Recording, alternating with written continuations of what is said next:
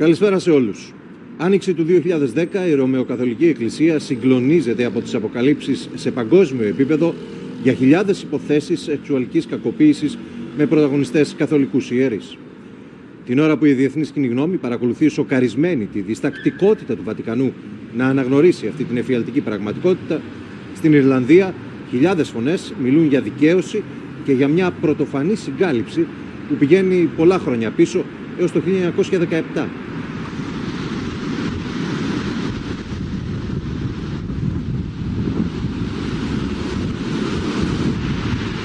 The first documented complaint in Ireland was 1917. In 1922, which is the year our state was founded and the church practically wrote the constitution, there was enough concern that a set of instructions were issued from the higher echelons of the Vatican. Part of what they were told was that the cleric taking complaints and the victim making complaints had to sign an oath of silence and secrecy under threat of excommunication. The same document was reissued in 1962, only it started to cover convents also. In 1940, the first treatment centres for paedophile priests were opened, right? So they all knew for decades and decades.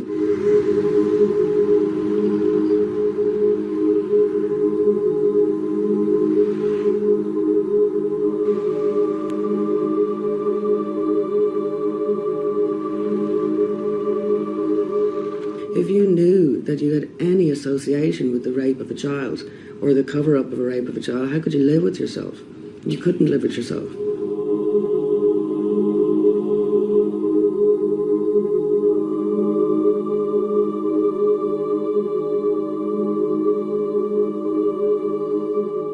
This man just out there sexually abusing me. Jesus, like, these men had the audacity to start quoting Jesus and Jesus' pain to me after the pain he's giving me.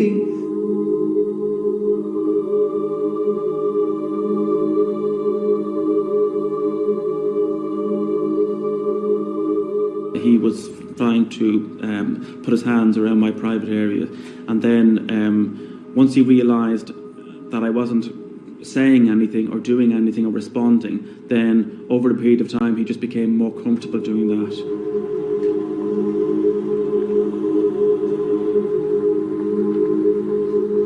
As a young child, I was abused by a Christian brother, and later in life I was abused by a priest.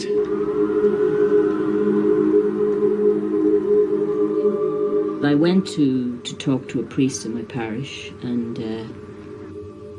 he wouldn't take the name of my abuser. He wouldn't take the name of the chaplain, and he told me that it was probably my fault.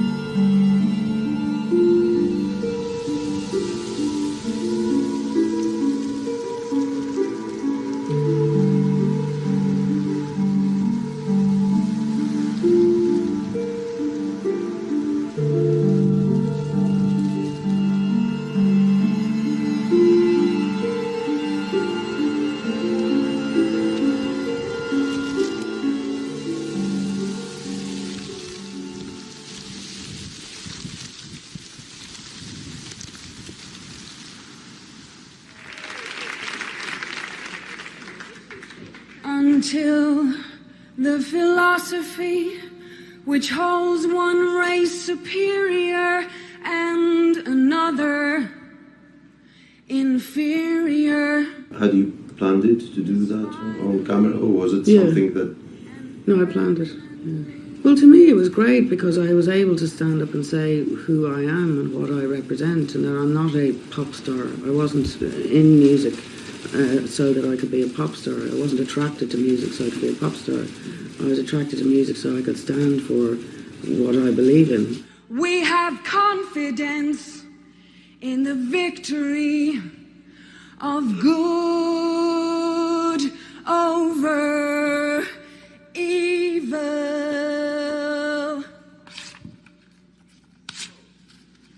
Fight the real enemy. Like if you picture for a second in your head a little boy you know being raped, and ask yourself that his humility, you know, can it be compared to the fucking humility of these people with all their riches and all their la and their lies, and they're not actually accepting what happened. They should have been on their knees roaring crying. They should have been the ones who first publicised it. It shouldn't have been that the victims had to spend years bashing the door down.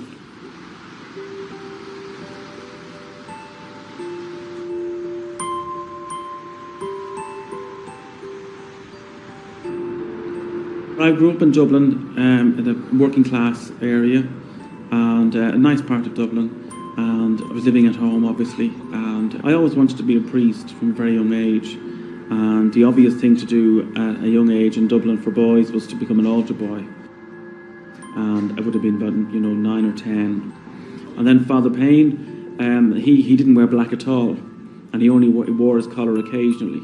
So he sort of came across as quite trendy in those days, and some people called him very charismatic, and that gave him an added kudos, if you like, and made him that bit more special. Normally during the summertime there'd be an 8 o'clock morning mass, but there would be no altar boys at it. But he asked the sacristan in the church to ask for a couple of boys to serve the mass. I think he asked for a couple of boys in particular. And so I was happy to be asked to do it, and I went around and did it. So that gave him a way to have me down at the house on my own, and then he would start sort of putting his arms around you, or giving you a hug, and maybe tickling you then. And over time it ended up sitting on his couch, and you'd be watching television. So it ended up basically with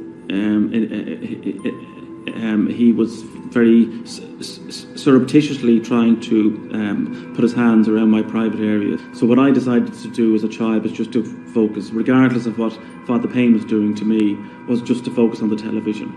And that was my coping mechanism.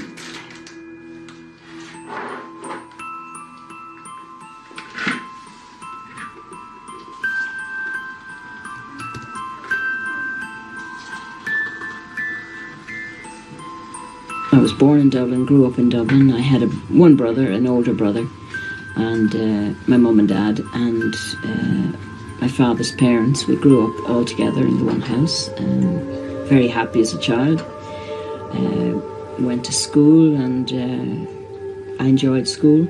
And then I became ill with osteomyelitis in my arm, and I had to go into hospital. I had the operation. I wasn't too well after the operation. I was running a fever and things, but the chaplain was a young priest, and he made me feel very safe, because it was my first time away from home, and he used to come and talk to me and sort of paid special attention to me, and I felt very lucky that he was being friendly with me more so than other children on the ward. But he used to come and read to me in the evenings when the other children would be sort of settling down to sleep, and he would send the nurse from the ward off to have a cup of tea or something, and the reading developed into he wanted to play games of a certain type, and that gave him eventually access to me, and on the pretext of playing a game, he began to interfere with me physically and then sexually, and basically he was abusing me sexually.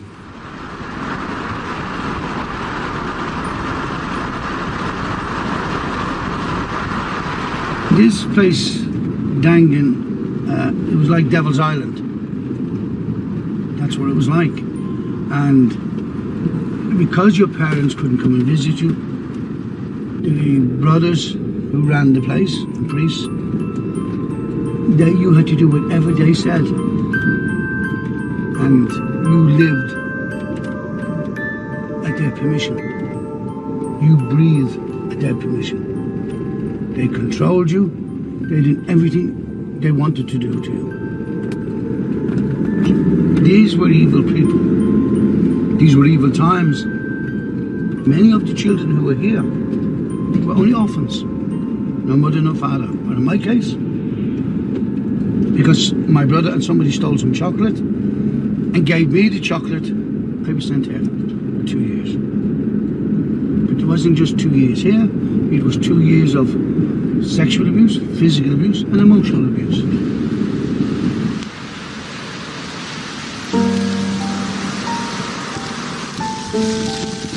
They preached God and made us go to Mass every morning. They did not act like God. In fact, God was taken away from me down there. I lost my God in Dangan.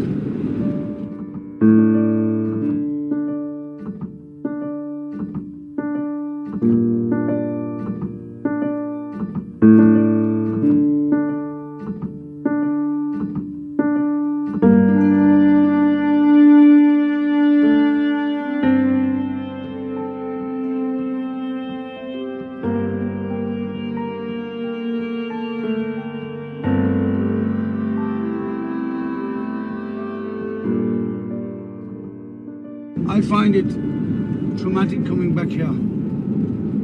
I go back as an adult, but the memories come back as a child. So I become a child again. And then all the nightmares and all the fear still come back, and I'm still an adult. I'm a man. I'm a very old man now, but it all comes back to me.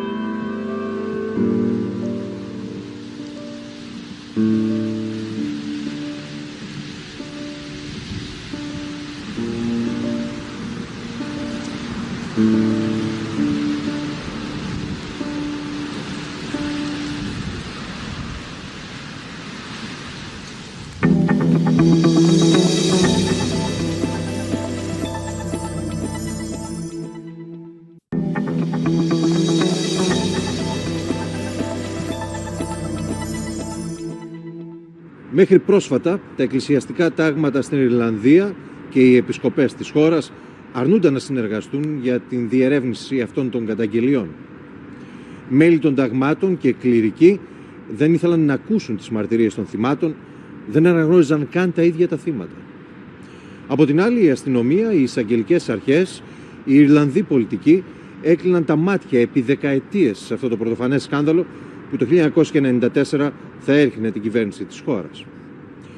Μόλις πριν από ένα χρόνο δημοσιοποιήθηκαν τα συμπεράσματα των ερευνών που αναγκάστηκε να διεξάγει η πολιτεία όταν οι ψήφιροι έγιναν κραυγές.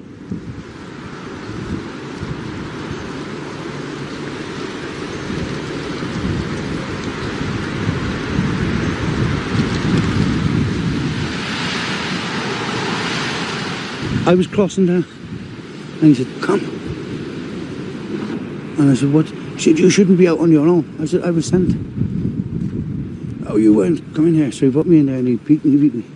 And then he had a habit from there down, and he dragged me down, but he was beating me. And then he loosened his trousers and he put my face to him. And he was beating me while he made me do things. And he had no compulsion. He had no remorse. He had no nothing. So these two buildings here represent a lot of fear for me. It brings back the child in me. And I feel very bitter. I feel very angry because it now comes back home. What happened in these buildings and then what we're supposed to do in the other buildings. In the other buildings is worse. But I will show you when we go through these doors what was even worse. forget about being raped, sexually assaulted. What was worse than that, because they dehumanized you. They would tell you your father doesn't love you, your mother doesn't love you, that they were your parents, and you are a core, as explained, as a wild animal. So you're not human.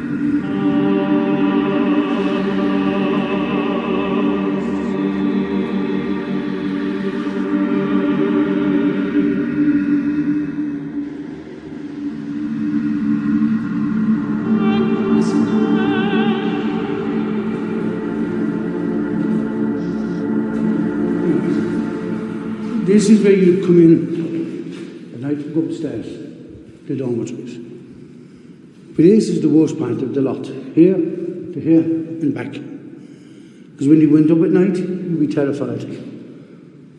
Who would be next? Because you could hear here, when the child was flogged here, naked, you could hear the screams in the bedrooms. So all the children could hear. You could hear the noise, hollow. So imagine a whip.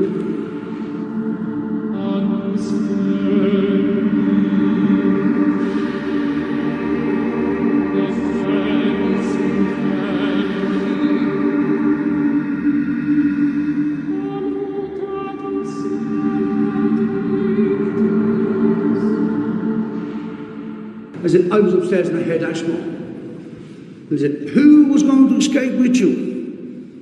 And he said, Kelly. Kelly. So I knew now, this is my turn. For a long time, brother. 6 months, I was dreading, now it's going to be me. So they brought him up and he was screaming, really screaming. So that made it more terrifying for me before it happened to me. When I came down, his brother got me. Throw you on the stairs, pull the nitrous over, stand on your hands, you kneel down, stand on your hands, so you can't move. And then the man, Fitzpatrick, with a big whip, he would run from here.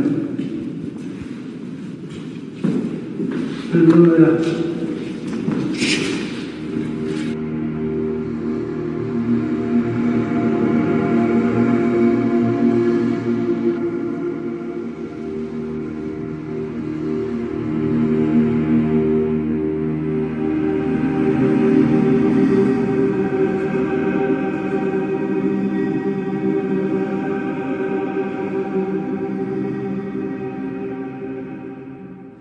From morning to night, there was fear. Fear. That's the worst part, the fear.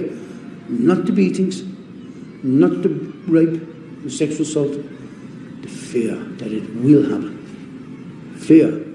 And sometimes, fear of not being loved.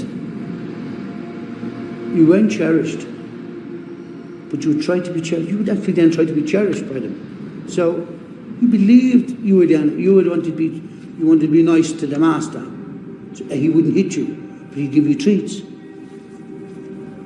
But that, to me, is the most evilest thing to do to a human being.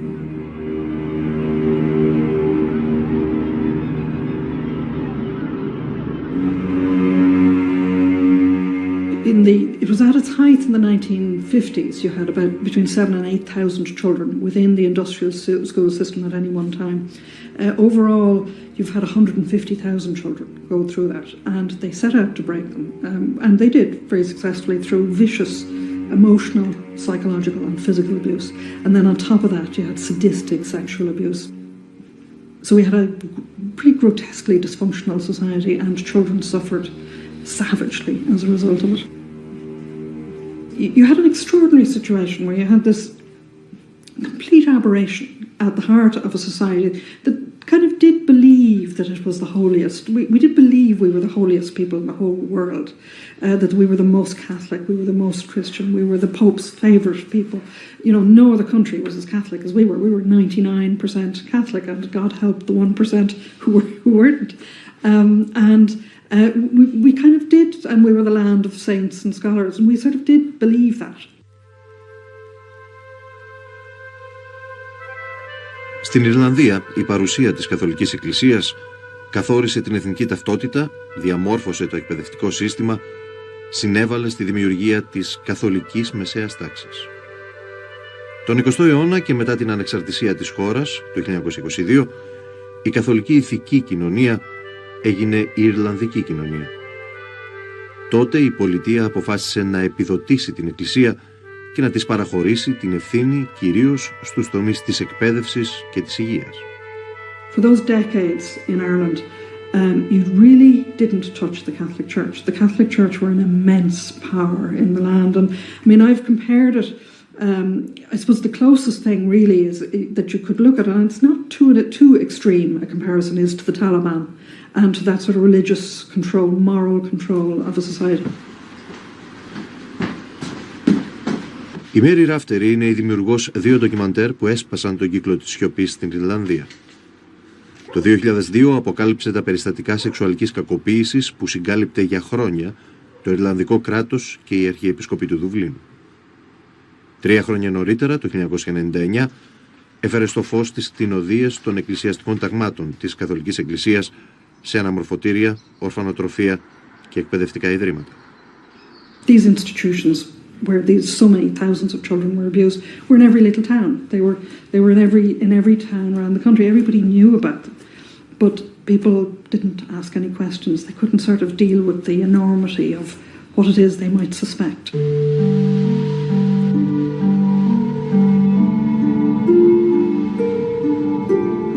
Το αναμορφωτήριο του Σεν Κόνλεθ στο Ντέγγεν ήταν ένα από αυτά τα ιδρύματα. Εδώ από το 1940 έως το 1973 φυλακίστηκαν περισσότερα από 5.000 παιδιά ηλικίας από 11 έως 17 ετών.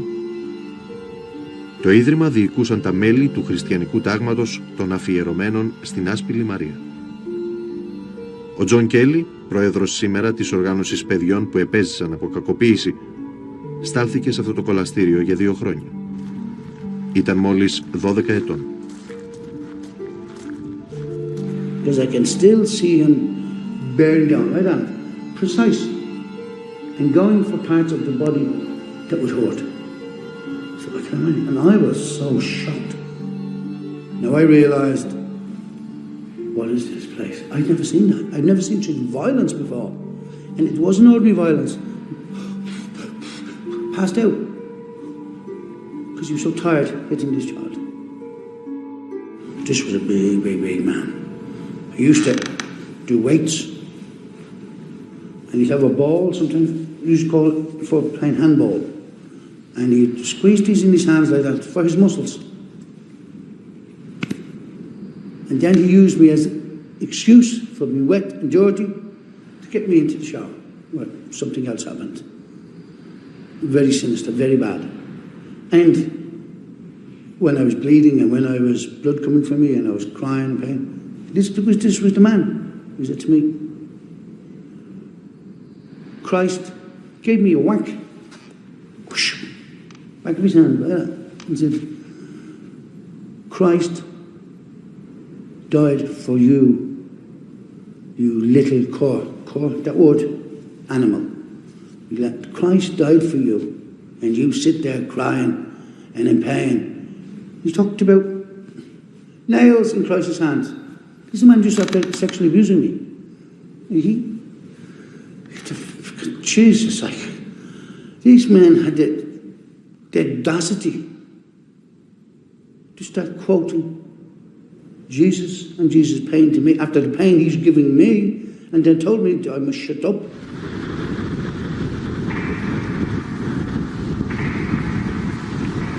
Καθημερινά, τα παιδιά σαν να ήταν βαρυπινίτες κατάδικοι, υποχρεώνονταν να δουλεύουν σε φάρμασα.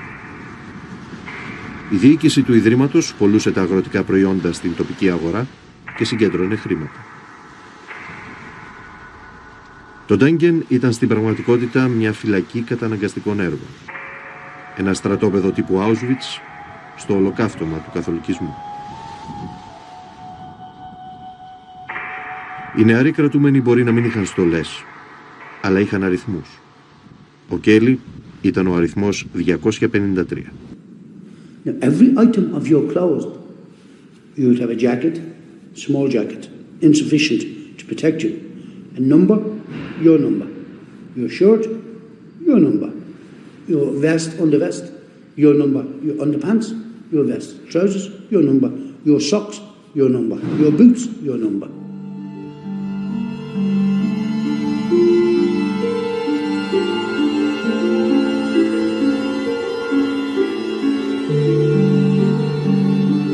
But when I was released, I wasn't happy. I was fretful. I thought somebody would take me back. I'll hurry down waiting on the bus. I was wet. I even wet myself waiting on the bus. And even when I got home, I was out for a week, 10 days. I jumped on the train with them to Britain. Didn't tell my mother, didn't tell my parents, my brothers, nobody. And I remained here for 33 years. I always thought, even when in England, they would take me back here. I slept on benches in Hyde Park, in the rain and the snow. I felt safe.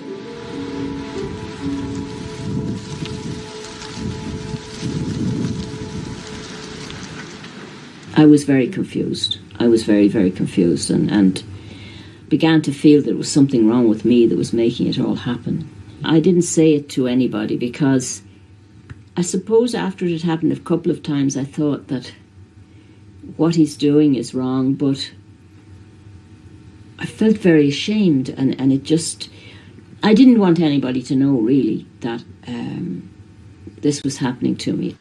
Η Μέρι Κόλινς ήταν 12 ετών όταν χειρουργήθηκε στην παιδιατρική κλινική Κράμλιν του Δουβλίνου. Η κακοποίησή της από τον εφημέριο που λειτουργούσε στο παρεκκλήσι του νοσοκομείου ήταν μόνο η αρχή.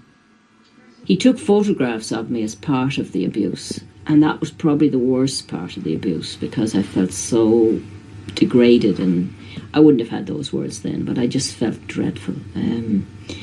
And when I left the hospital, I worried a lot about what had happened to the photographs he took. I went back to school, and I'd been very popular in school. I'd been very happy in school.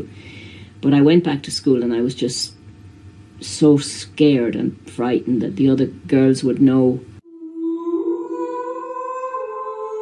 Τα Χριστούγεννα, ο ιερέας έστειλε στη νεαρή κοπέλα μία από αυτές τις φωτογραφίες μαζί με μια ευχετήρια κάρτα. Η Κόλινς πνιγόταν στην ντροπή. Κλείστηκε στον εαυτό της. Απομακρύνθηκε από τον αδερφό, τον πατέρα της, από τα αγόρια της ηλικίας της. Παντρεύτηκε λίγα χρόνια αργότερα, έκανε ένα παιδί, αλλά παρέμεινε βυθισμένη στη σιωπή και στην κατάθλιψη που συνοδευόταν από κρίσεις πανικού. So the first person I ever spoke to was a doctor. And then I told my husband. And then my next act was to go and tell the church. But I went to talk to a priest in my parish, and I told him what had happened, and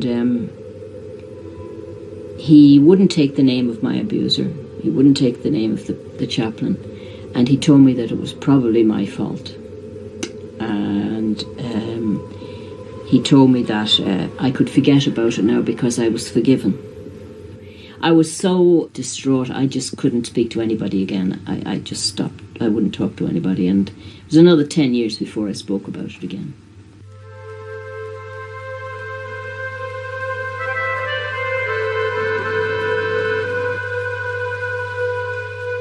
Αρχές της δεκαετίας του 90 η Ιρλανδία συγκλονίζεται από τις αποκαλύψεις για τον ιερέα Μπρένταν Σμιθ.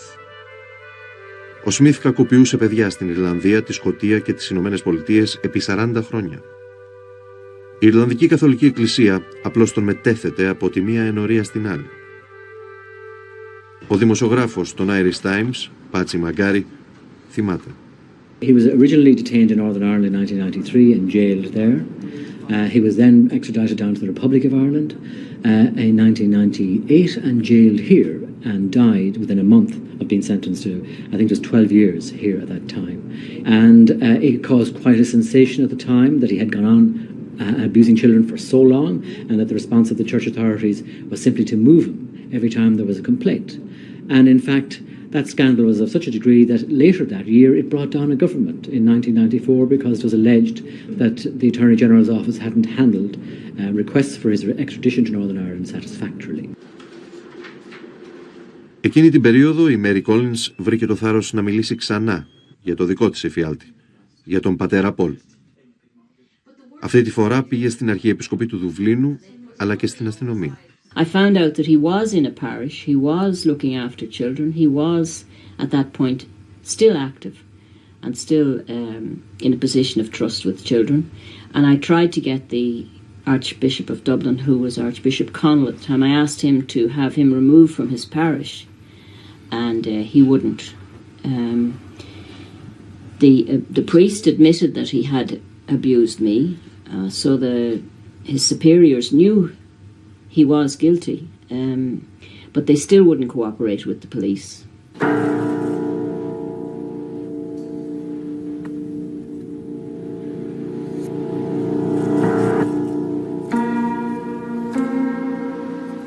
As an 11, 12-year-old boy, I wasn't going home to discuss sexual matters with my parents, and I was also, you know, as a child in the 70s, it was what word could I even use? I wouldn't have even known what words to use to say to somebody what was happening, and also there was the thought of, if you tell, well, who do you tell, and then what do you tell, and then if you tell somebody, does that mean everybody finds out? That made me feel very inhibited then, and it also made me feel very inhibited about myself physically. So I had very, you know, at a time when I was 15 or 16, young, blonde, probably relatively handsome, good looking, but I felt ugly. I felt very unattractive.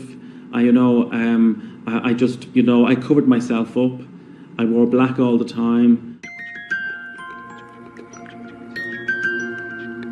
Ο Άντριου Μάντεν, ένα παπαδοπέδι στην ενορία Σάτων του Δουβλίνου, υπέμενε επί 2,5 χρόνια το μαρτύριο της σεξουαλικής κακοποίησης.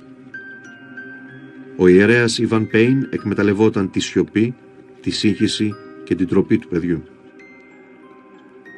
Το 1981, όταν ο Άντριου έγινε 17 ετών, αποκάλυψε την αρρωστημένη συμπεριφορά του πατέρα Πέιν σε έναν καθηγητή του. Εκείνος κατήγγειλε την κακοποίηση στην Αρχιεπισκοπή και έλαβε τη δέσμευση ότι θα ληφθούν μέτρα, ότι το θέμα θα τακτοποιηθεί. Ο καιρός περνούσε όμως και ο ιερέας εξακολουθούσε να λειτουργεί κανονικά στην Εκκλησία. And he went back to Archbishop's house and said, "What are you doing with this priest?" And they said they would move him at a time when they normally moved priests in order not to draw attention to him particularly. A year after I left school, I made my own application to join the priesthood, and I was eventually turned down. So that was a very shocking experience for me. I knew that they had allowed Ivan Payne carry on be a priest. So I already felt very bad about myself, and now I was learning that this child molester was more suitable for the priesthood than I was, and somewhere in my mind that was really very, very damaging to me as a person. And shortly after that I started drinking. Αρχές της δεκαετίας του 90, ο Μάντεν αποφασίζει να σύρει τον πατέρα Πέιν στα δικαστήρια. 2 χρόνια μετά, οι δικηγόροι των δύο πλευρών καταλήγουν σε συμβιβασμό. Ο ιερέας θα πλήρωνε ένα ποσό της τάξης των 35.000 ευρώ και ο Μάντεν δεν θα μιλούσε ποτέ ξανά για την κακοποίησή του. And we subsequently learned then in 1995 that the Archbishop of Dublin, Archbishop Connell, had used diocesan funds to give to Ivan Payne to pay the compensation. Τον Απρίλιο του 1995, με συνέντευξή του στην εφημερίδα Irish Press, ο Άντριου Μάντεν γίνεται ο πρώτος Ιρλανδός που μιλά ανοιχτά και δημόσια για τη σεξουαλική κακοποίησή του από καθολικό ιερέα. Μια βροχή από δημοσιεύματα και τηλεοπτικά ντοκιμαντέρ, όπως το «Καταστάσεις φόβου» της Ράφτερη, σηματοδοτούν το τέλος της σιωπής για τα ένοχα μυστικά της Καθολικής Εκκλησίας στην Ιρλανδία. Οι αποκαλύψεις αναγκάζουν την κυβέρνηση να συστήσει επιτροπές για τη διερεύνηση των καταγγελιών σχετικά με τα ιδρύματα της Εκκλησίας, αλλά και την αποκατάσταση των θυμάτων. Τα μέτρα ανακοινώνει ο τότε πρωθυπουργός Μπέρντι Άχερν μαζί με τη δημόσια απολογία του για την ολιγορία της πολιτείας εδώ και δεκαετίες. The government wishes to make a sincere and long overdue apology to the victims of childhood abuse for our collective failure to intervene, to detect their pain and to come to their rescue. We put the church on a pedestal. We made them more important than what they were. We looked up to them. And because we thought they were good, religious and kind people, we trusted them. I think the state knew some of the things it had to know. But when some people would escape, like when a boy when I was here, who was raped, went to the police. The police didn't believe him. The government didn't believe him. Even wrote to his member of parliament. Didn't believe him. Η έρευνα για τα ιδρύματα της Εκκλησίας, την περίοδο 1937-1980, αρχίζει τελικά τον Μάιο του 2000. Στην εισαγγελέα Λαφόι και αργότερα στον εισαγγελέα Ράιαν εμφανίζονται και ζητούν να καταθέσουν περισσότερα από 3.000 θύματα. Η απροθυμία των χριστιανικών ταγμάτων όμως να συνεργαστούν με τις αρχές, αλλά και η απειλή τους ότι θα αμφισβητήσουν δικαστικά κάθε καταγγελία εναντίον τους, καθυστερεί την έκδοση του πορίσματος. Because the religious orders decided to fight every case, they denied every allegation. They even denied that children were in the schools. They denied that they were in the schools. They denied, the level of denial was shocking.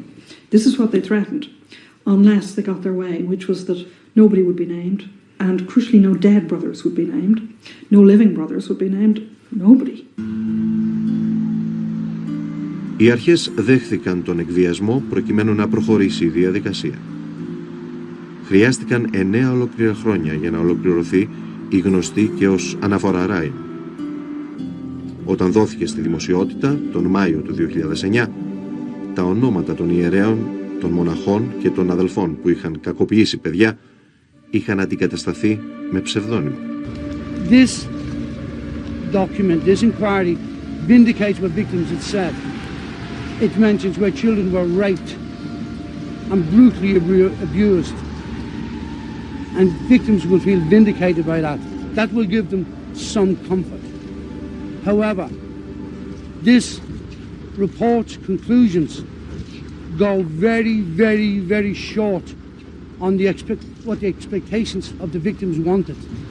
Didn't name, didn't shame, didn't say anything. That is wrong. Those who were dead even those who were dead, they didn't reveal their names, and they could. Then there's no law being broken. But the man who was here, who worked in the laundry, they gave him a pseudonym. He's dead.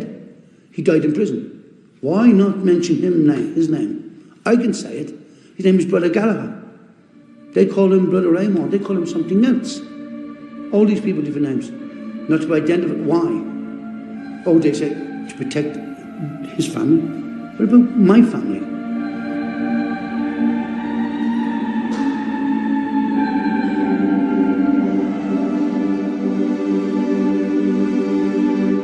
You know, one of the most extraordinarily damning conclusions ever, anywhere, about the Catholic Church on such a scale. Talking about endemic, systematic, widespread, whole-scale abuse of tens of thousands of children by members of religious orders.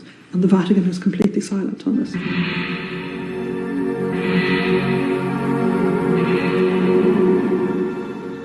Το Cardinal Secrets, το ντοκιμαντέρ της Μέρι Ράφτερη, έγινε η αφορμή για τη δεύτερη μεγάλη επίσημη έρευνα στην Ιρλανδία. Η επωνομαζόμενη Επιτροπή Μέρφυ ανέλαβε να ρίξει φως στα σκάνδαλα σεξουαλικής κακοποίησης, αλλά και στο χειρισμό τους σε μια από τις μεγαλύτερες καθολικές αρχιεπισκοπές στον κόσμο, στην Αρχιεπισκοπή του Δουβλίνου. Bishops knew, archbishops knew, parish priests knew, monsignors knew, everybody at every senior level. I mean, we had one case where before, it never got anywhere, of course, because it never got to case, but one mother calculated, she totted them up on her fingers. She had told 7 priests, 2 monsignors, 2 bishops, 2 auxiliary bishops, and an archbishop she was told, knew about this priest who was going around abusing kids. He was moved to another parish where he carried on abusing kids, moved again to another parish, carried on abusing kids. Extraordinary litanies of this kind of covering. So we told these in Cardinal Secrets in 2002. Ο φάκελος της Επιτροπής Μέρφυ άνοιξε τελικά το 2005. Τα συμπεράσματα δημοσιοποιήθηκαν 4 χρόνια αργότερα, τον Νοέμβρη του 2009. Η Επιτροπή εξέτασε εκατοντάδες καταγγελίες σεξουαλικής κακοποίησης εναντίον 172 κληρικών. Ανάμεσά τους, με το ψευδόνυμο Πάτερ Έντμοντους, ήταν ο πατέρας Πολ Μαγκένης, ο βιαστής της Μέρι Κόλμας. It turns out that the diocese had details on this priest's file of him abusing children in the hospital the same year as I was abused. So they actually knew he was an abuser already. They'd known 35 years before that he was an abuser, but they'd never done anything about it. Now he's in his 70s. But, I mean, that man alone must have had hundreds of victims over 30, 40 years. And they could have stopped him 2 months after my abuse. And when I challenged the Archbishop, who later became Cardinal Connor, when I challenged him in a face-to-face meeting and said, why are you leaving children at risk? And why are you not cooperating with the police? His attitude was, I couldn't ruin this man's life. He was entitled to his good name. Στην αναφορά Μέρφυ εμφανιζόταν ένας ακόμη γνωστός ιερέας, ο πατέρας Πέιν, ο άνθρωπος που κακοποιούσε τον Άντριου Μάντεν. But if the church hadn't covered up for him in 1981, he couldn't have gone on to sexually abuse more children. And the Murphy report identified at least 7 boys who were sexually abused by Ivan Payne after he had been moved to Sutton. Obviously, what happened to the children made you cry, you know, and you shouldn't even read it because you'll never sleep again. Before I read any of this stuff, I was a person who had to sleep in pitch black or I couldn't sleep. Since I read the stuff back in March, I have to have a light on. Can't go to sleep without the light on. The stuff didn't even happen to me. That's just from reading it, you know. So it's very, very upsetting, you know. Η Ιρλανδή τραγουδοποιός Sinead O Connor ήταν από τις πρώτες φωνές που υψώθηκαν ενάντια στη σεξουαλική κακοποίηση από καθολικούς ιερείς. Το 1992, λίγες μέρες μετά την ευνηδιαστική κίνησή της να ασκήσει τη φωτογραφία του Πάπα Ιωάννη Παύλου σε ζωντανό πρόγραμμα του αμερικανικού δικτύου NBC, εμφανίστηκε σε συναυλία όπου δέχτηκε τις αποδοκιμασίες πιστών καθολικών.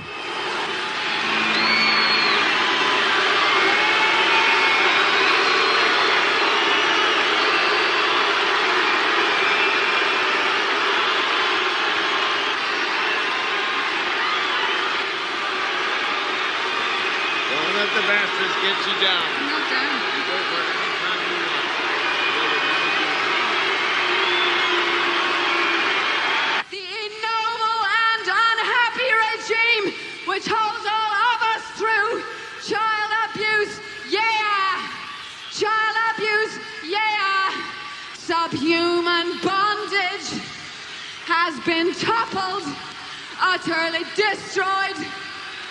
Everywhere is war. I was very upset. I just cried and cried and cried when I read the Murphy report. I cried for like 2 weeks, like, and I was very angry as well. Obviously, you know. Why were you so angry about it? Well, was it something personal? You know? No, the reasons for me. The reason I'm involved in this whole campaigning or struggling about it is not only because I'm concerned about the people that this stuff happened to, but I happen to be someone who loves the idea of the Holy Spirit, you know, and I believe in the Holy Spirit, and I don't like to see that Spirit being used and manipulated and misrepresented. And I always had the feeling the Church kind of keep the Holy Spirit prisoner, you know. Hold him hostage, or him, she, it, whatever you want to call it, that they dictate who God can love and who God doesn't love and blah, blah, blah. So I was always disappointed with them. And from the time that I was very young, I grew up myself in a home which was filled with extreme abuse. And what actually helped me to get through that was the Holy Spirit. I constantly believed in Jesus. When I was having this shit kicked out of me, lying on floors, I could close my eyes and I'd think about Jesus and I'd see Jesus on the cross and the blood would run down from Jesus into my heart on the floor, and that saved me. I was able to go through any abuse when I had that.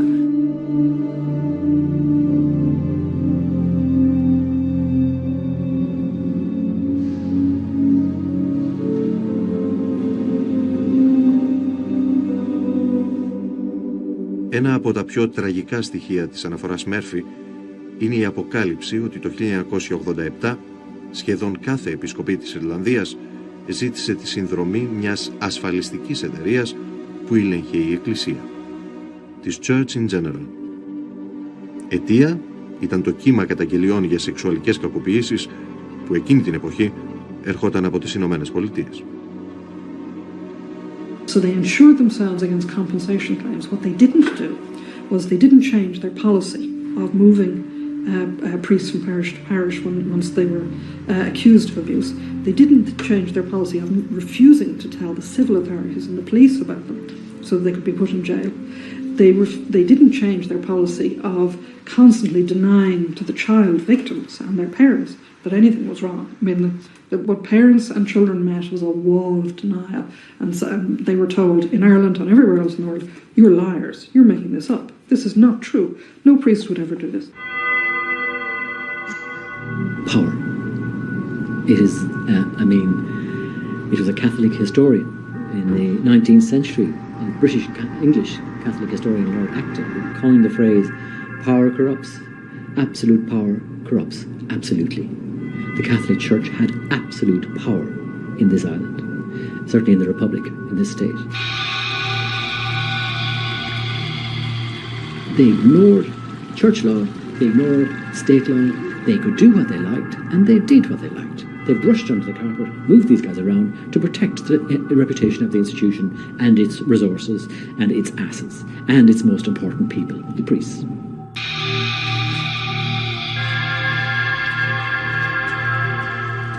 The church is damaged. It's damaged not for what these people did to the children, the abusers, the paedophiles.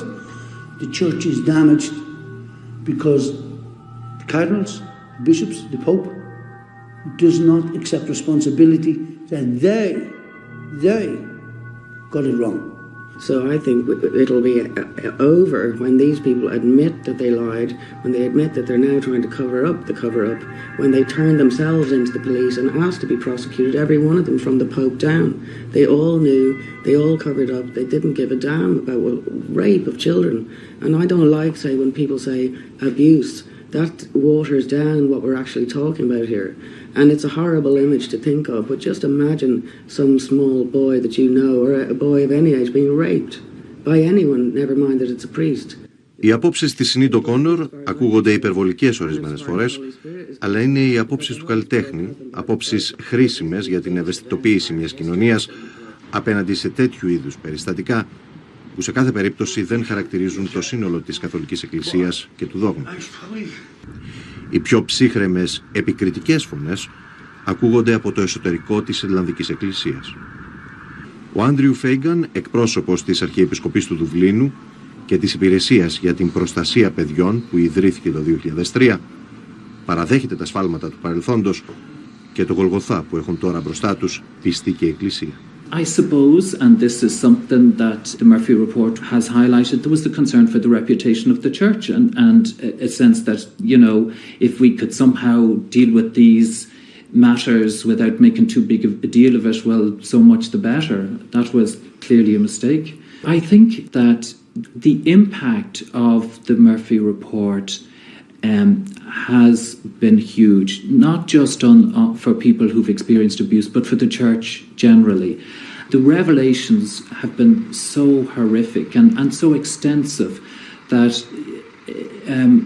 it has done major damage to the standing of the church. And it's incredibly painful, I think, for members of the church. And to think in terms of recovering from that's a long-term process. It really is a long-term process. The head of the Catholic Church in the world has acknowledged that the abuse has happened, has apologised for it, has acknowledged that it was not well handled in the Archdiocese of Dublin. And all of those things are very important in terms of the restoration of trust in the Church.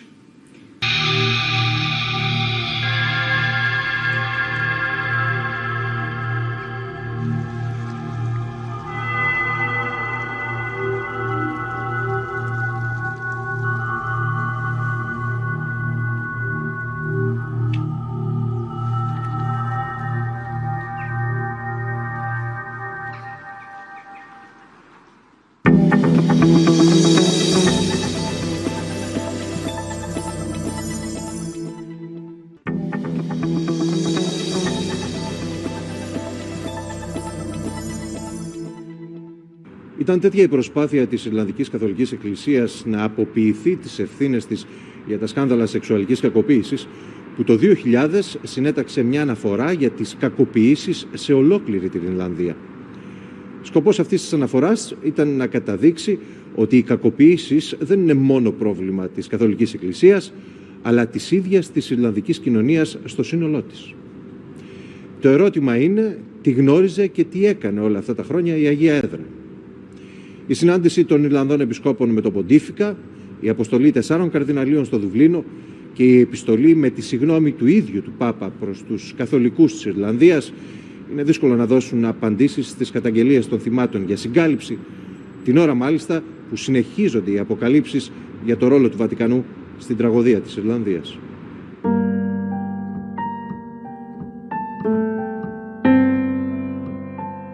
My name is Brian Darcy. I'm a priest, a Passionist congregation. As a young child, I was abused by a Christian brother, and later in life I was abused by a priest. And when the first time I read the Ryan report, I had no problem believing it, that this was done by people who were supposed to be serving God and who brutalised the innocent people who had, many of whom had been brutalised in their own home beforehand.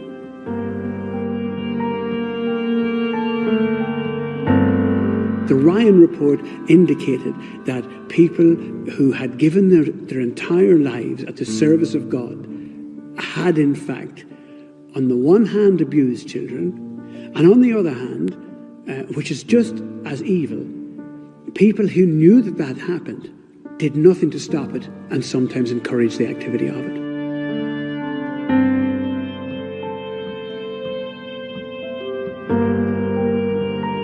One of the most serious allegations that we have to face, and one of the most serious conclusions from this Dublin report that we have to face, is that this was a systemic failure. The system itself in Dublin and in Ireland and in Rome and universally across the church is such that it is dysfunctional. Don't forget, all of these leaders in Ireland and throughout the world were specifically chosen by Rome themselves as being the kind of men they wanted. Yes men. Men who will not rock the boat. Men who are easily manipulated. And men who will do what Rome tells them. It was Rome who chose them. So therefore Rome has to take the responsibility for it. So far that hasn't happened. And I still can't understand why the Pope can't come out and say, first of all, I accept the veracity, the truth of Ryan. I accept the veracity and the truth of the Dublin Archdiocese report into sexual abuse. You know, and that hasn't happened. So we're still in this world of denial.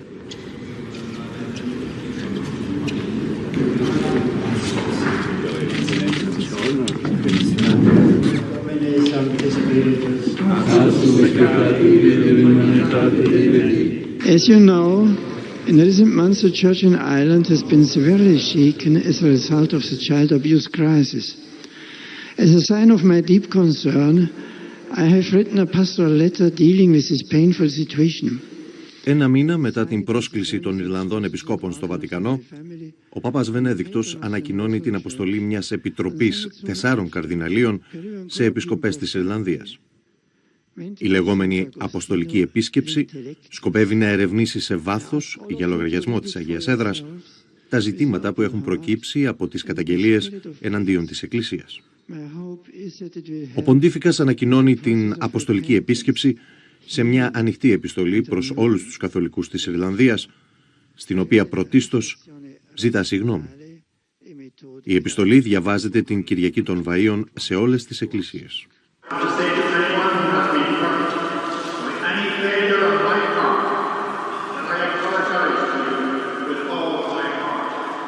He apologized on behalf of those errant people, which is correct.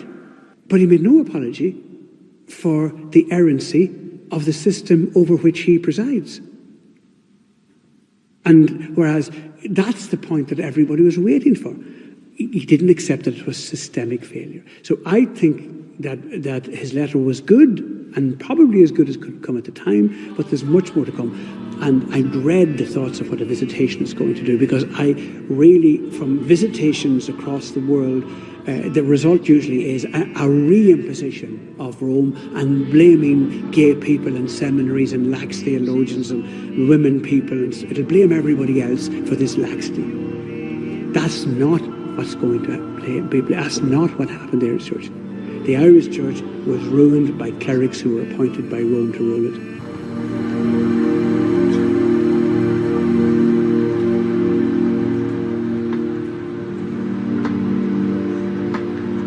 For a start, we got apology.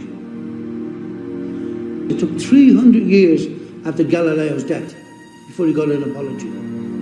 I got one in my lifetime. And all the thousands of victims, we got one in our lifetime. That is an astonishing thing for the Pope to have done. Surrender yourself to demands of justice. That's what Pope Benedict said. I think His Holiness was sincere in this. Now, it's open to interpretation how you would do that. He showed how concerned he was, and he did apologise. But what survivors like myself were looking for was him to say he was going to make his bishops take responsibility. Any man who had protected an abuser would be made to resign, would be stepped down. So we wanted actions as well as words. We didn't get that in the letter.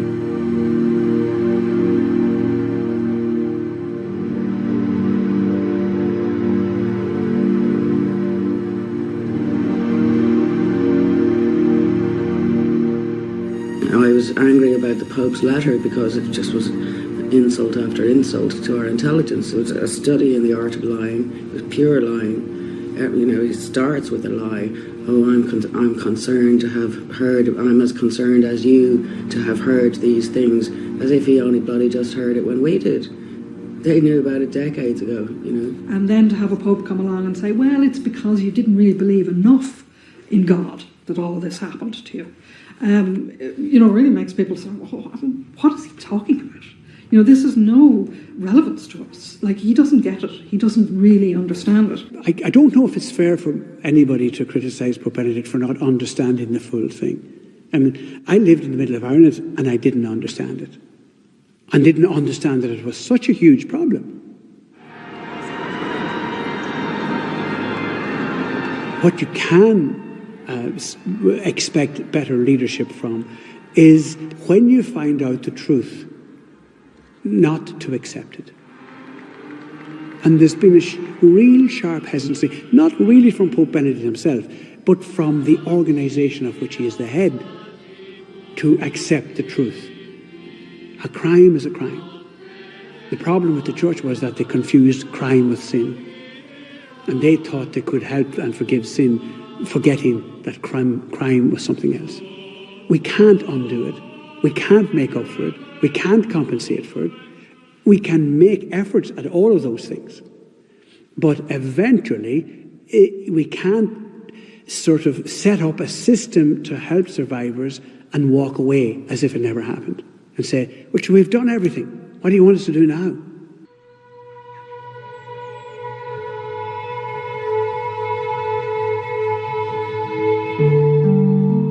Η επιτροπή που συνέστησε το Ιρλανδικό κράτος για τα θύματα σεξουαλικής κακοποίησης στα Ιδρύματα της Καθολικής Εκκλησίας έχει αποζημιώσει μέχρι σήμερα συνολικά 14.000 ανθρώπους με 1.300.000.000 ευρώ.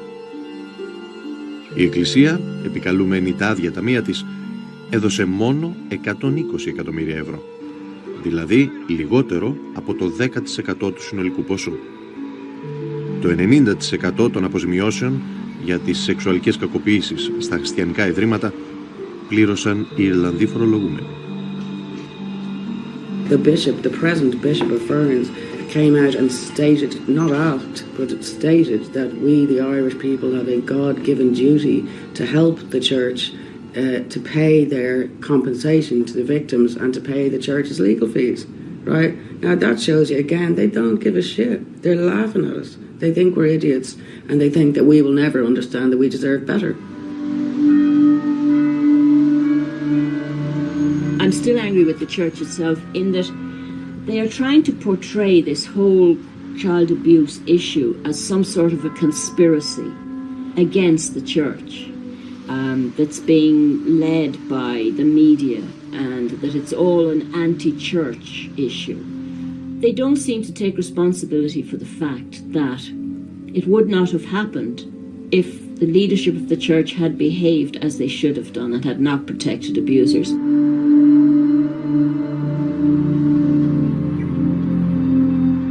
We have now discovered not only were the children abused in these institutions, we now know they were abused in parishes, dioceses around Ireland. But we also know now that they were abused all over the world, in different countries. The reports in Dublin talk about every archbishop for 3 decades covering up the sexual abuse of children. The Boston report says the very same thing. Or the Philadelphia report, one of the two of them, talks about every archbishop for 6 decades covering up the sexual abuse of children. We change the names, you've got the very same thing going on, the very same practices engaged in. Every country in the world has covered this up. Every bishop in the world almost has covered it up, has had some knowledge of it. So nobody's hands are particularly clean. And so then, of course, when you come to the current Pope Benedict, we know now, because of what's transpired in Germany, that he has serious questions to answer, which he has not yet addressed himself to, but also his knowledge within the Vatican, because he was, as the prefect of the Congregation of the Doctrine of the Faith, previously, of course, known as the Inquisition, he was the repository of more knowledge about this than anybody else, and nothing filters its way back to civil police forces anywhere.